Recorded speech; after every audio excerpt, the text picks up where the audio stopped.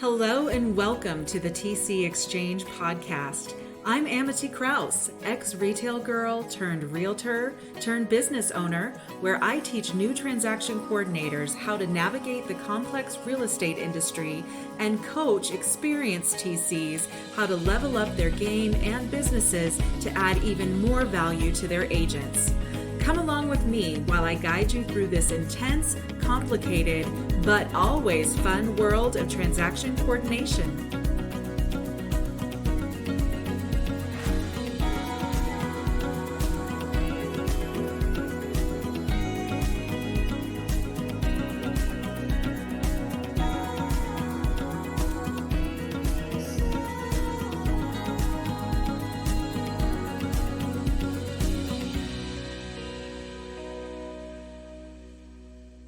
Well, hello everyone. Welcome back to the TC Exchange podcast. I am Amity Krause, ready to guide you through the intricacies of the transaction coordination world. Today, we're shining a light on some of the lesser discussed pitfalls that even the most experienced transaction coordinators might stumble into. We've talked a lot about the common hurdles, but now let's delve into some of the subtler mistakes that can have just as much impact on your success. Grab your compass, folks. Let's navigate these tricky waters together. So the first mistake that I often see with transaction coordinators that are like organization, lack of follow-up, hate upcoming issues, those kinds of things are very common. But some of the less common mistakes that you could see are things that seem pretty simple, but they are really, really important.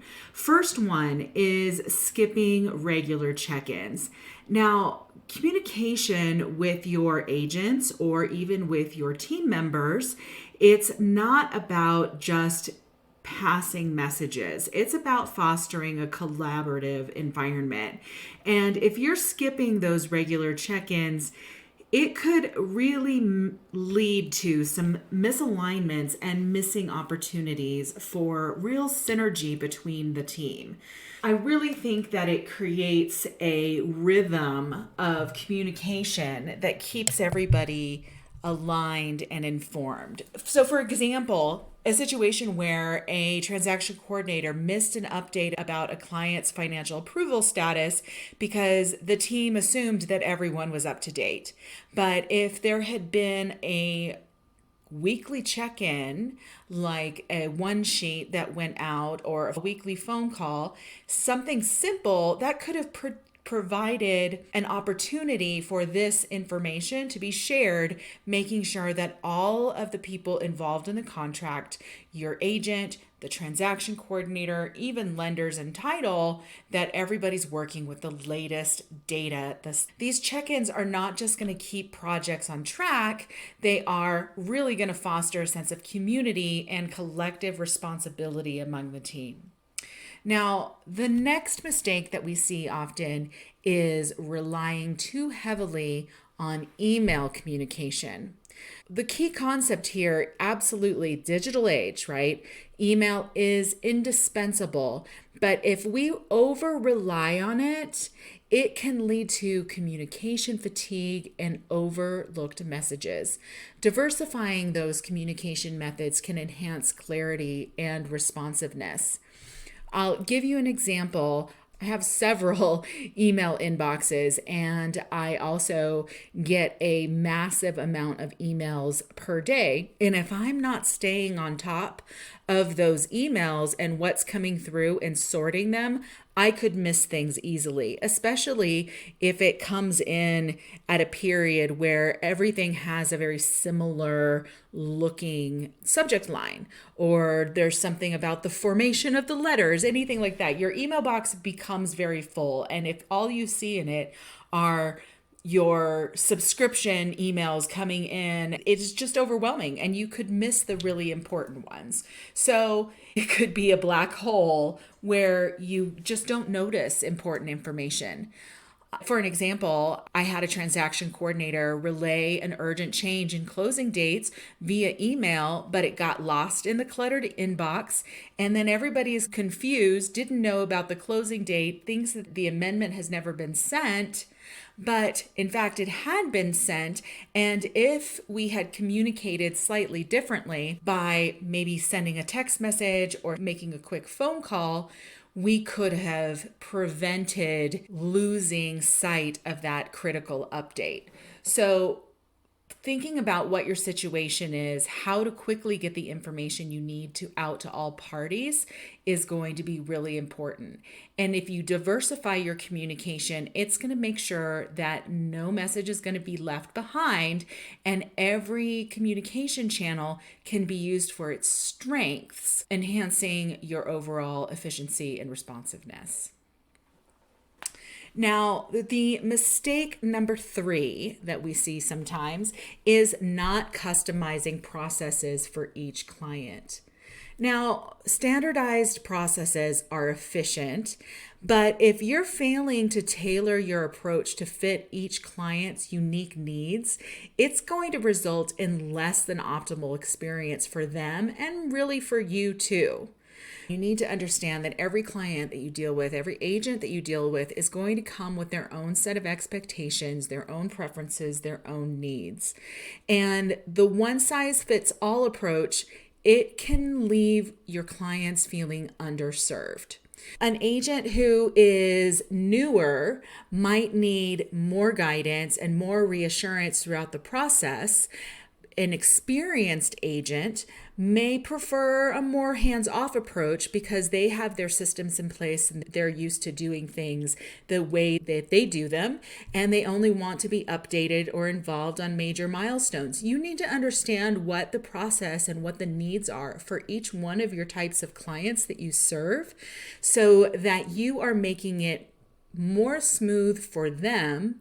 It will enhance your client satisfaction, but it will also help you build stronger relationships with your clients because they feel like you are really seeing them.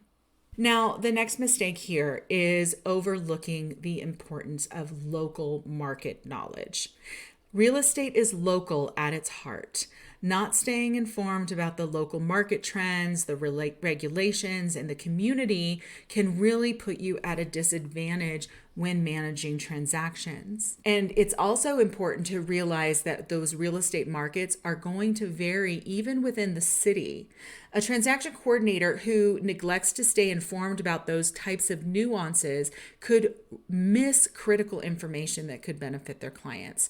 So for example, knowing about upcoming developments, changes in zoning laws, or shifts in market dynamics can provide your clients with valuable insights that could influence their decisions and their processes.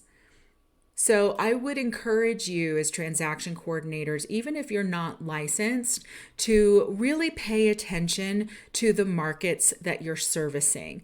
You may not be a real estate agent, but you are a real estate professional. You are involved in the industry, and understanding the markets that you serve will help you help your agents more effectively. The last mistake that I see, this is the last one for today, not the last one ever, is not prioritizing your client's education.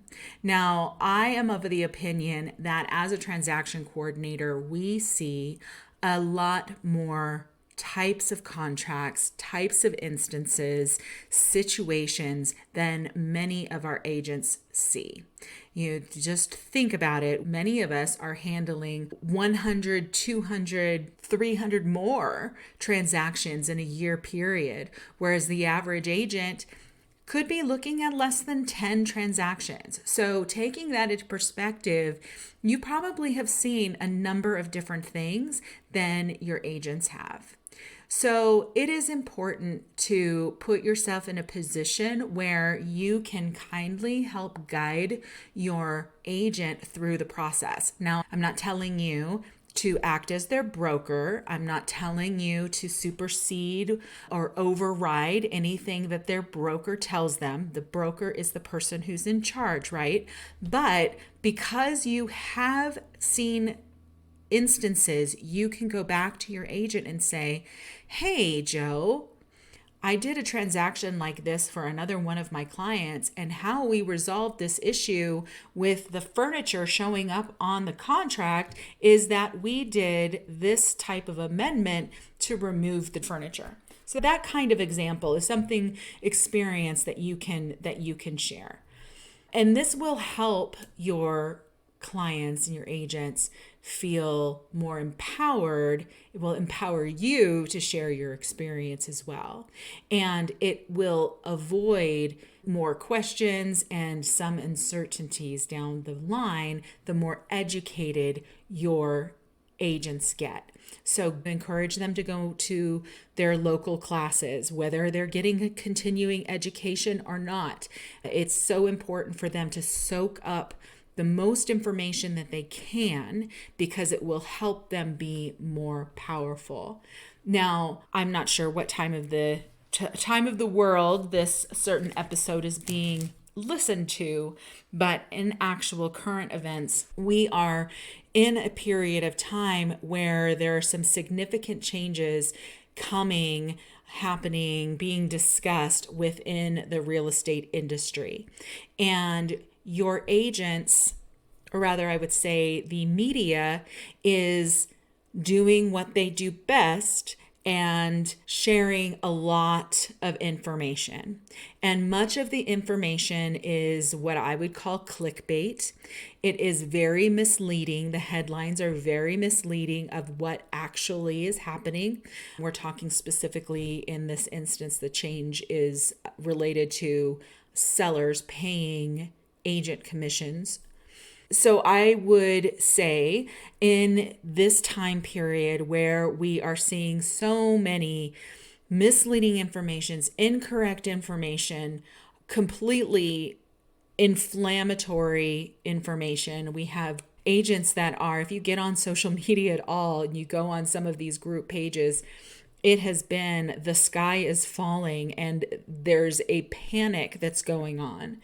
And this is why it's so important that you really, really encourage your agents to go back to their broker, to go into their state training programs, their local MLS training programs, going to their broker training programs, any bit of information that they can get into, they need to be getting into, and stay away just from reading what's going on a Facebook page, because so much incorrect information is out there and it's really, really scary, and it's creating a panic that doesn't necessarily need to be there. So that brings me to that final point again, is making sure that you are encouraging your agents to be educated.